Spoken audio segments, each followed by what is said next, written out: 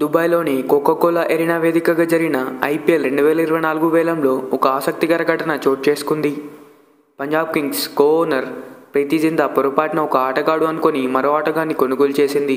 అయితే వెంటనే తప్పు తెలుసుకుని సరిదిద్దుకునే ప్రయత్నం చేసినప్పటికీ అప్పటికే జరగాల్సిందంతా జరిగిపోయింది. వేలం నిర్వాహకులు ఆ ఆటగాన్ని పంజాబ్ కింగ్స్కు లాక్ చేసినట్లు ప్రకటించారు. ఐపీఎల్ రూల్స్ ప్రకారం ఒక్కసారి ఆటగాడు ఫ్రాంచైజీకి లాక్ చేయబడితే తిరిగి అతన్ని వేలానికి విడిచిపెట్టడానికి వీలుండదు. ఏం జరిగిందంటే జరిగిన ఐపీఎల్ 2024 వేలం సందర్భంగా 32 ఏళ్ల ఛత్తీస్గఢ్ ఆల్రౌండర్ శశాంక్ సింగ్ పేరు వేలానికి వచ్చింది. అయితే ఇక్కడ పంజాబ్ కింగ్స్ మేనేజ్మెంట్ పొరపాటున ఒక శశాంక్ సింగ్ అనుకొని మరో శశాంక్ సింగ్ని కొనుగోలు చేసింది. శశాంక్ను పంజాబ్ అతని కనీస ధర 20 లక్షలకి కొనుగోలు చేసింది. శశాంక్ కోసం మరే ఇతర ఫ్రాంచైజీలు పోటీ పడలేదు. అయితే శశాంక్ను తాము సొంతం చేసుకున్నట్లు ధృవీకరించబడిన తర్వాత పంజాబ్ యాజమాన్యం పొరబడ్డామని తెలుసుకుంది. అయితే అప్పటికే సమయం మించిపోవడంతో చేసేదేమీ లేక సర్దుకుపోయింది.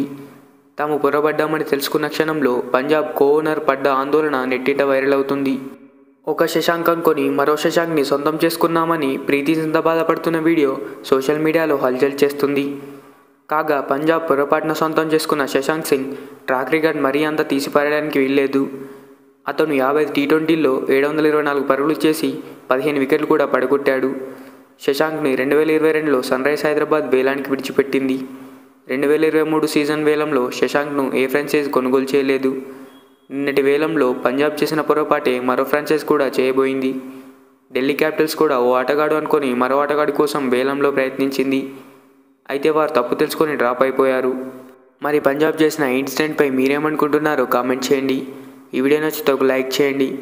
Thanks for watching. మరిన్ని ఇలాంటి వీడియోస్ కోసం మన ఛానల్ని సబ్స్క్రైబ్ చేసుకోండి.